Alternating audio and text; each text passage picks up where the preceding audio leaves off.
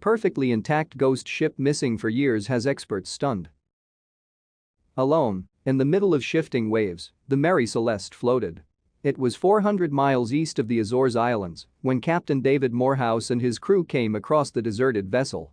The ship had departed from New York City 8 days prior but was found abandoned by December 5, 1872.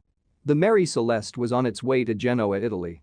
When the captain and team boarded the ship, they were walking into a mystery that would only grow as the years passed. Authorities found belongings torn and strewn across the cabins, as well as some inexplicable developments around the vessel's equipment. What could have happened? 10 people don't just disappear. That was exactly what sailors aboard a salvage ship told themselves when they came across the empty Mary Celeste at sea. They brought her back to dry land for an official investigation, which only raised more questions than answers. On November 7, 1872, the Mary Celeste set sail from New York with 7 crew members, Captain Benjamin Spooner Briggs, his wife Sarah, and their infant daughter Sophia. The ship traveled to the Azores, which was recorded in its log. This mystery may not have endured so long in maritime history if it hadn't been for Arthur Conan Doyle. The Sherlock Holmes creator published J. Habakkuk Jeffson's statement, his imaginative retelling of the incident. Doyle's highly sensationalized version concerned a supposed survivor of the ghost ship, which was caused by a mutiny. Other popular folk explanations included pirates and supernatural forces. These stories spread like wildfire but also clouded public perception of the incident. On the other hand, documentarian Anne McGregor swore to discover what really happened to the ship. "There's so much nonsense written about this legend, I felt compelled to find the truth," Anne said. Anne had already made 4 other investigative documentaries, so she knew what she was up against. There are obvious limitations for historic cases, but using the latest technology, you can come to a different conclusion, she said. Anne started with ruling out what didn't make sense. The ship was fully intact and had cargo in its hold, so pirates were out. Another theory was that drunk crew members turned on the captain. After interviewing their descendants, this seemed rather implausible. Because the ship was intact and even seaworthy, this made it even stranger. It wasn't flooded or horribly damaged, Phil Richardson, an oceanographer at the Woods Hole Oceanographic Institution, said. The Discovery crew sailed it, so it was in really good shape.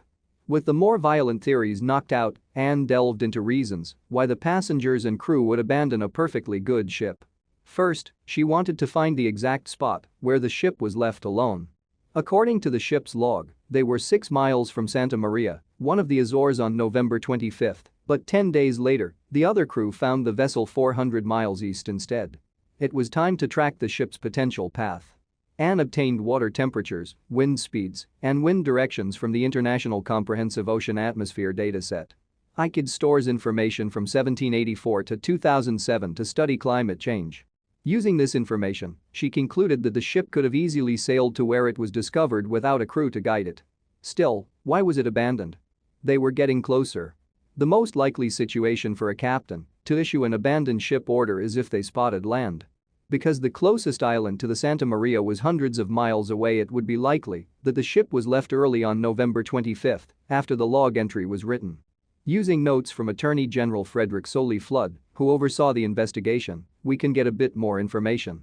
According to this source, the captain miscalculated their position due to a faulty chronometer. He was actually 120 miles west. On November 24, the Mary Celeste changed course and sailed to the north of the Santa Maria. They faced rough seas and high winds. These factors wouldn't be enough to warrant an order to jump ship, though. Before this trip, the Mary Celeste carted coal across the ocean. The ship itself received a plethora of upgrades to make it the ultimate coal carrier. Within the pumps, coal dust and other debris were found. This could be the reason why authorities found one of the pumps on the ship completely disassembled. These devices were responsible for getting rid of the seawater that accumulated in the Mary Celeste. Without a working pump, Captain Benjamin would have no idea if ship's hull was full of water. He would have needed to rely on visual clues, which are almost never as accurate as machinery. At this point, the Mary Celeste faced terrible weather, an inaccurate location, and a poorly functioning ship. All of these factors may have overwhelmed the poor captain, leading him to issue the order. Though Anne's theory is backed by extensive research, it is still just a theory. No one really knows what happened to the 10 souls aboard the Mary Celeste. But modern historians can't give up on a great mystery. Anne is now writing a book with even more information about the Mary Celeste. The research goes on, she says.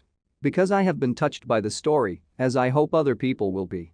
Anne's also looking to other nautical mysteries for clues.